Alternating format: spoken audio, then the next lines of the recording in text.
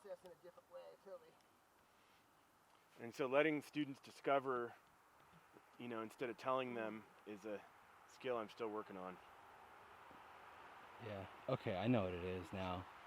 It's because my stupid microphone, I've kept it bent for 3 years. The wire on it's just trashed. Break that in half.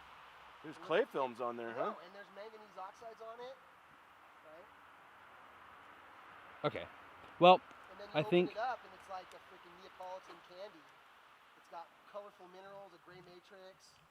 And if you pick at some of those, they're completely just coming apart as you pick at them. And there's hematite in there weathering out. Right, so like, but you could go and look at each one of these minerals individually, and some of them are literally just a pocket of nothing, and some are still, you know, some are like rust in place, and some are, you know, somewhat, you know, kind of resistant, but not really. It's all just spongy stuff. Amphibole, maybe? Weathering out. Plagioclase. The good call on the soil moisture down in this finer textured stuff. It's really cool that it's in there, you know? Yeah, and that's some of the vineyards up in like whatever, Apple Valley area or whatever up there, you know? Like up in Apple Hill, that's where it is. Yeah, Placer. Placer. All those vineyards that are on the andesite like have this really high vigor problem because they tap into that soil moisture. Right. They can't control the depth like they can with the stuff in the San Joaquin soil. It's like only so deep. Yeah, and it's just, yeah, and it's just always wet down at 150 centimeters, you know? Okay, so I think we're just ready to roll. It's not really working that well for me, but I can pull on it and get the sound in if it's good, but we're good, so okay. it's good. Have fun. By the time you guys get back, we'll have a nice, pretty scenic portrait. All right, so we're gonna do the front part of the field sheet. We're using the NRCS 232 full pet-on description form as opposed to our university one, the Cal Poly one, because I want to get into a little bit of the landform and landscape. So the first thing you want to do, of course, is just kind of look around a little bit and get an idea of what the landscape is, both from a vegetation perspective and from a geomorphology perspective. So let's first thing, let's take a little walk and look at some of these trees that we have here. So if you want to look up over here, we have an incense cedar. So it's got that, I forget, Garrett, is that Calicidro decurrens? Yeah, good question. Or is that, yeah, anyways. Yeah. Let's take a look at. Look that up. I'm off my tree taxonomy.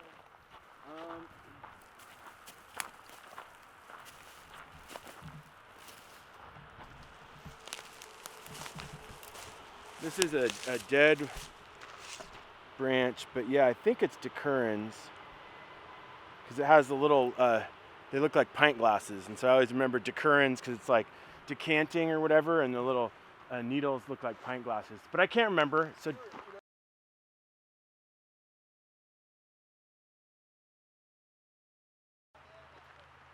yeah.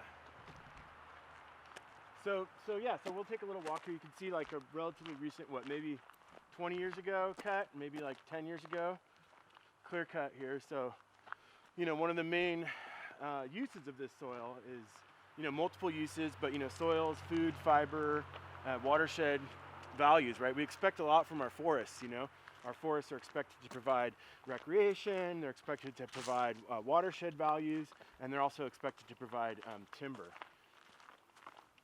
So the main point of this walk is to just get an idea of what the vegetation is. So here's a better incense cedar. It looks like these little tiny pint glasses in there. So I think it's Calicidris decurrens, but either way, we know it's incense cedar. We have here is tan oak. Just in here, tan oak is really heavily affected by sudden oak death. Then we have more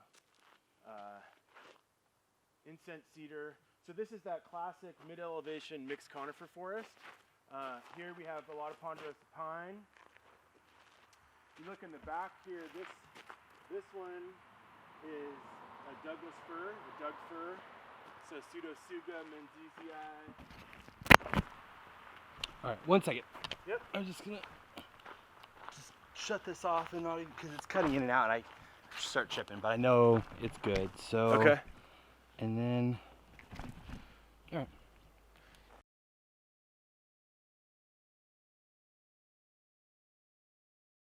Conifer forest. We've talked a little bit about the incense cedar, tan oak. Here's another tan oak here. Then we also have Douglas fir over here. Down here you can see like kind of with a more flattened spray, more like your classic Christmas tree look. That's white fir. Abies magnifica or Abies concolor, I can't remember. And then we also have black oak over here, Quercus species. So, we have a lot of different diversity of conifer forests. And so what we want to do then is for our vegetation, we'll just say forest, and we'll go white fir, we'll go black oak, we'll go ponderosa pine, we'll go tan oak. There's a lot of different tree species here, and we'll go incense cedar, ponderosa pine, black oak, incense cedar, white fir, Douglas fir. And normally we do like a % ground cover. Let's see, I'd say this forest is really, really mixed. Let's go 20% ponderosa pine, 2% tan oak. And these are all just sort of judgment calls in the field. Incense cedar, I'm gonna say is less than ponderosa pine. We'll go maybe 10% incense cedar. Say there's about equal amounts incense cedar and Doug fir, so we'll go 10% Doug fir, 5% black oak, 10% white fir. So what's that? We got 30, 50. So we'll up these. We'll go ponderosa pine, 35%, black oak 10%, white fir 20, incense cedar 20, Doug fir 20. And we'll clean this up in the office, but just to get an idea of what that is. So again, the point of this is to sort of understand the landscape. So as we're walking back towards the pit, you can, if you want to look out this way, you can see, get a little bit of the sense of the landform we're on. You can see it sloping off on this side. We know because of the way they put the roads in that this is following along this ridge top. So as we move into the next part, past vegetation, we'll look at the geomorphic description and stuff. So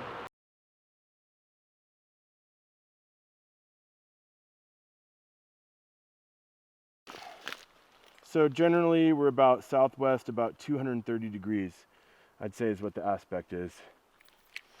Okay, so aspect 230. And why is aspect important? Southwest. Yeah. Aspect is important, especially in this terrain, is you've got less solar radiation, lower transpiration rates and stuff on north slopes. And am I turned around here? Is that west is that way? Yep.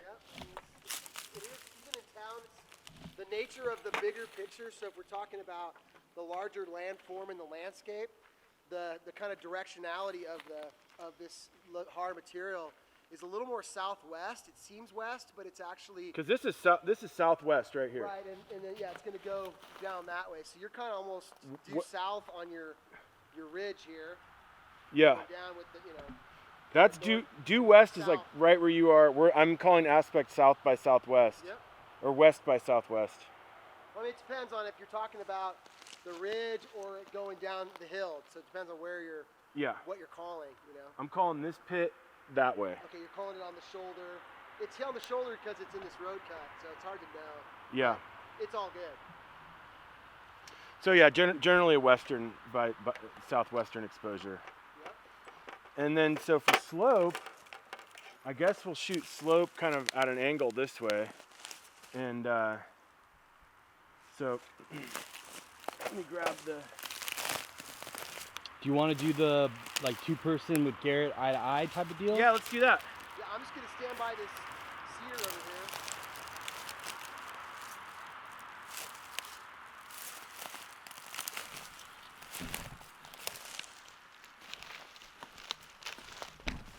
here. All right, we're shooting slope. And I'm gonna get it just for the shot of it, right? And then I'll get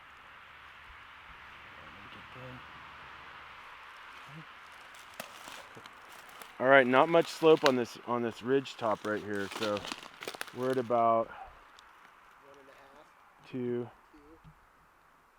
2. Yeah.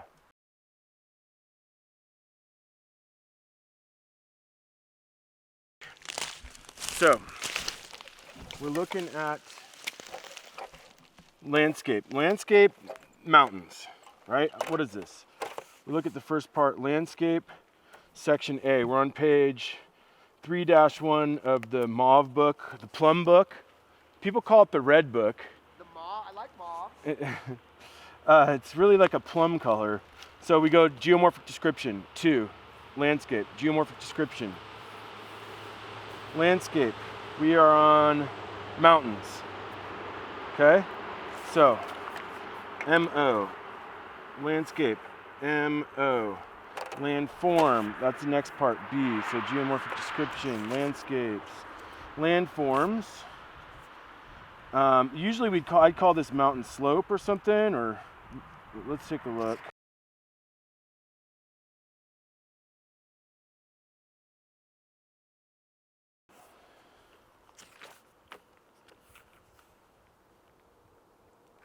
So mountain slope, that's going to be what I would typically call this, so MN. So landform, mountain slope, or we could call it something else. Then we're going to do micro feature, let's not worry about that. Anthro, let's not worry about that. Elevation, you can pull that off the map. So slope complexity, complex, and we are on a convex slope, right? It's going out this way, maybe convex linear. Yeah. So we're gonna go convex, CV, linear. Hill slope profile position, so that's that Rui hill slope model. We're on the summit. SU, parent material, we are on residuum, bedrock kind is andesitic lahar. We won't worry about that, we won't worry about soil moisture status, drainage, in pit, we'll get that in the pit. Okay. All right, let's leave it. I think we got enough for this video. Do you remember geomorphic component?